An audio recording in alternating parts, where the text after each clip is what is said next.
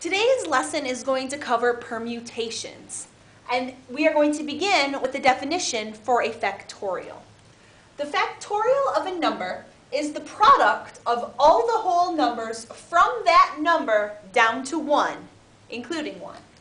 The factorial of 0 is defined to be 1. You will need to know this later when you're solving permutations. So just know the factorial of 0 is defined to be 1. This right here, 5 with the exclamation point, we read that as 5 factorial. Okay, you may have seen this before. And what 5 factorial means is exactly what it says up here. It's the product of all of the whole numbers from that number down to 1. So 5 factorial means 5 times 4 times 3 times 2 times 1. We multiply them all together and we get a product of 120. Therefore, we can say 5 factorial equals 120. So understanding this, we can evaluate these different expressions using factorials. 9 factorial on its own means 9 times 8 times 7 times 6 times 5 times 4 times 3 times 2 times 1. It's a massive value, as you can imagine. It turns out to be a product of 362,880. You may not believe it, but it's true. But then what if we jump right into something more challenging here? What if we say 6 factorial divided by 3 factorial? Well, we can expand it, saying 6 factorial is 6 times 5 times 4 times 3 times 2 times 1, and divide that by 3 factorial, which is 3 times 2 times 1. Now what we can do before we go any further is actually simplify this, because we know that any number divided by itself is 1. We can take away quite a bit of the work. 3 divided by itself is 1, so we can say that simplifies. 2 divided by itself, and then 1 divided by itself. So because anything divided by itself is 1, we technically have a 1 on the denominator here, but what we're then left with is just 6 times 5 times 4. 6 times 5 being 30, and then 30 times 4 being 120. Okay? Yeah. So it's not so bad as long as if you can expand it and then visualize it and understand what's happening, you'll be able to see the simplification happening. Okay? In our third example, example C, we have 14 factorial being divided by the difference of 11 and 4 factorial. So 11 minus 4 is 7.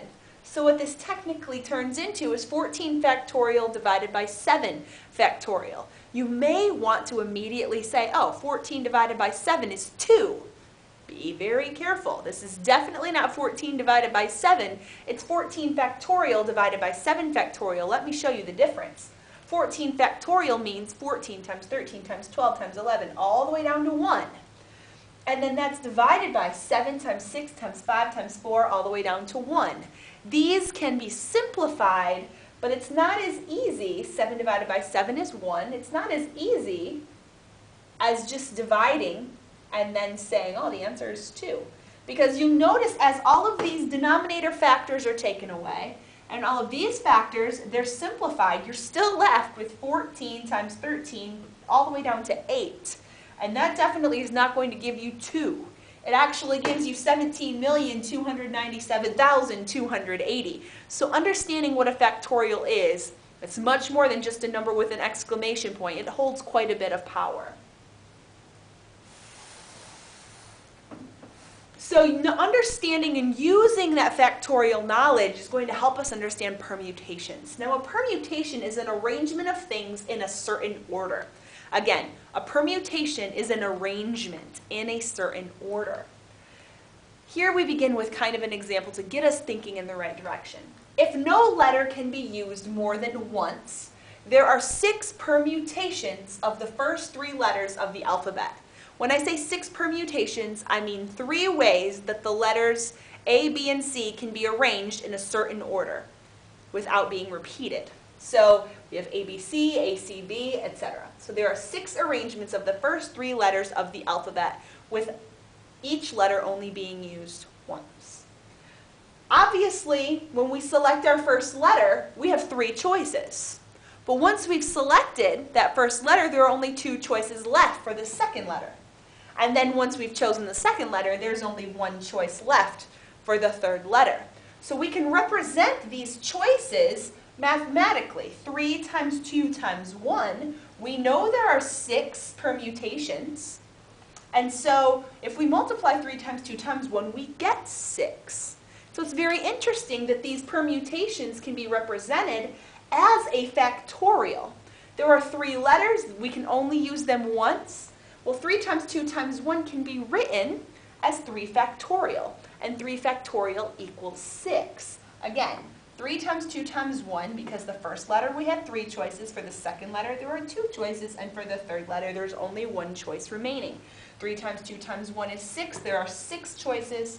And because we can say 3 times 2 times 1, we can also replace that with 3 factorial. Okay, so this is the basic. And then it's going to get more complicated, but keep that information in mind, okay? So we're going to expand the number of letters we're using, but we're still going to make 3-letter combinations.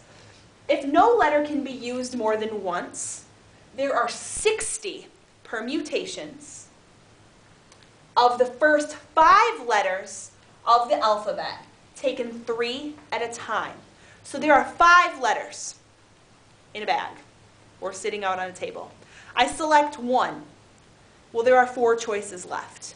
So I select 1 more. There are 3 choices left. So I select 1 more.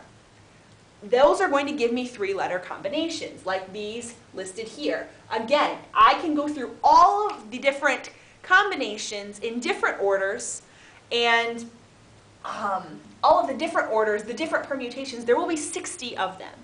60. And so again, I said, well, with the first letter I had 5 choices. With the second letter I had 4 choices. And with the third letter I had 3 choices. Now notice with the previous example, I could write that as 3 factorial because I used 3, then 2, then 1, because there were 3 choices, then 2 choices, then 1 choice. But I can't simply write this as 5 factorial because we're only choosing 3 letters. So 5 times 4 times 3 will get me my product. But in order to use a factorial, I have to be able to write it as a quotient. So we already know there are 60 permutations.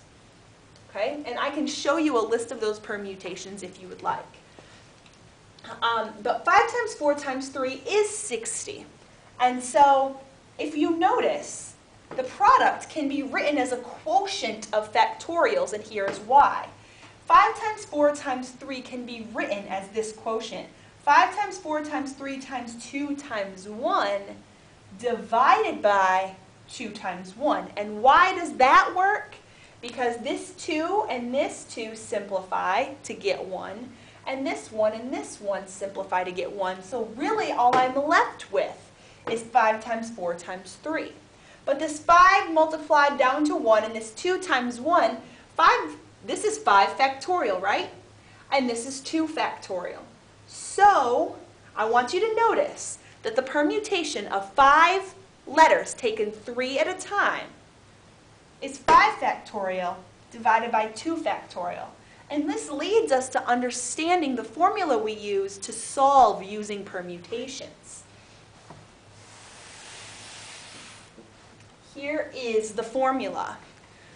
Read it carefully, watch it multiple times, let it sink in. It is quite a challenge at first, and that's okay, I promise.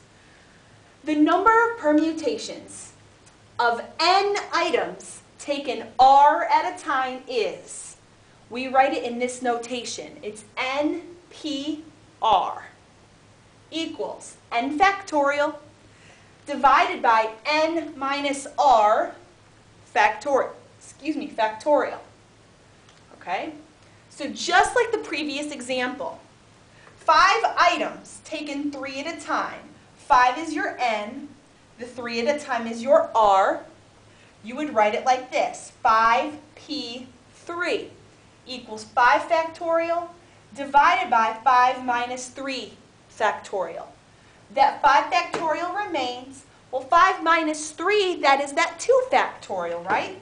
And this takes us right back to where we were with that previous example. 5 letters taken 3 at a time. There are 5 factorial divided by 2 factorial permutations. Now let's prove it mathematically so I can show you that it's right. This simplifies, so I'm left with 5 times 4 times 3. 5 times 4 is 20. 20 times 3 is 60. And I told you there were 60 permutations, and now mathematically I can show you that there are 60 permutations without having to list all of those different arrangements of the first 5 letters of the alphabet 3 at a time.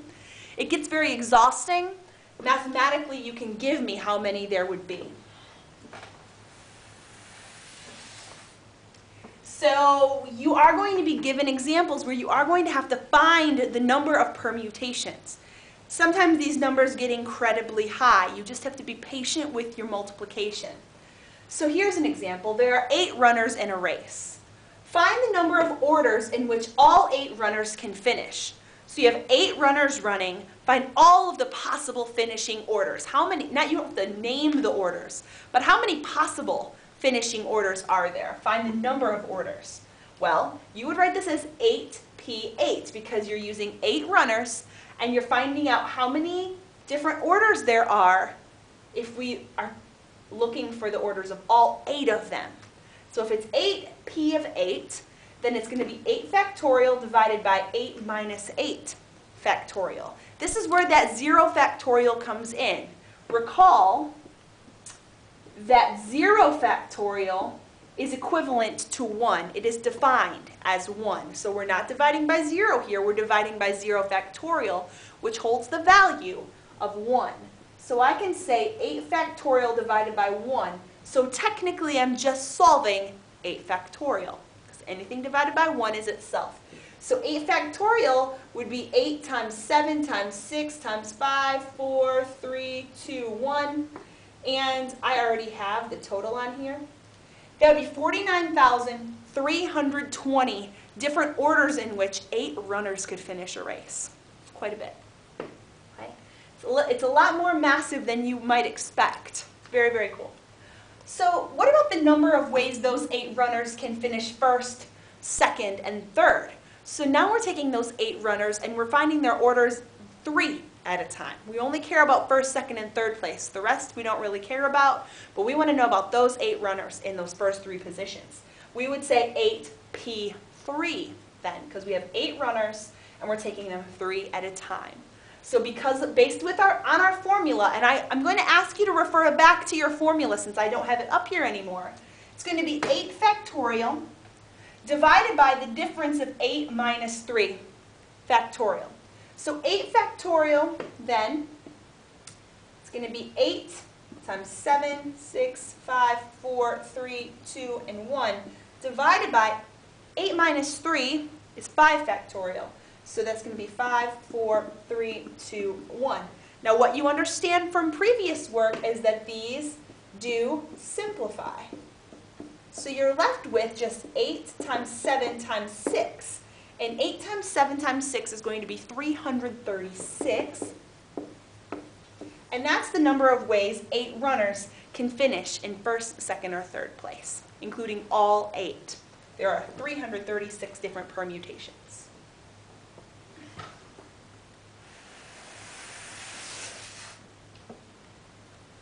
Here's a different set of examples talking about books on a bookshelf. Anne has 7 books for her bookshelf. How many possible ways can Anne arrange all 7 books? Well, she has 7 books, and she's arranging them in a certain order, so we're going to use permutation, and we want to know about all 7 of them.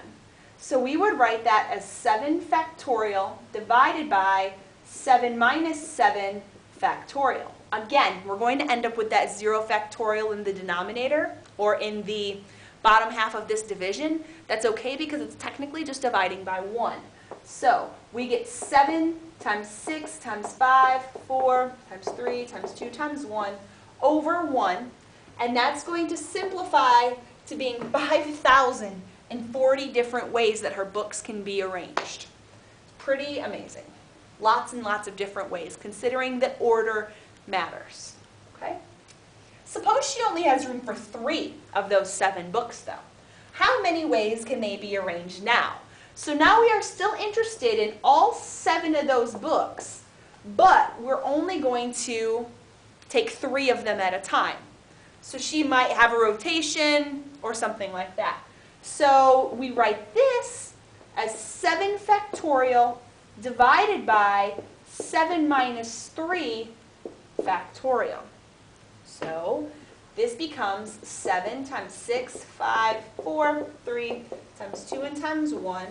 All over 7 minus 3 is 4, so that's 4 factorial. So times 4, 3, 2, 1.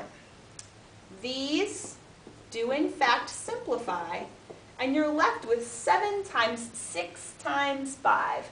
7 times 6 being 42, and 42 times 5 being 210. So there are 210 ways in which 3 books can be arranged out of 7. So 3 at a time, they can be arranged 210 different ways. Pretty awesome stuff. And that's permutations.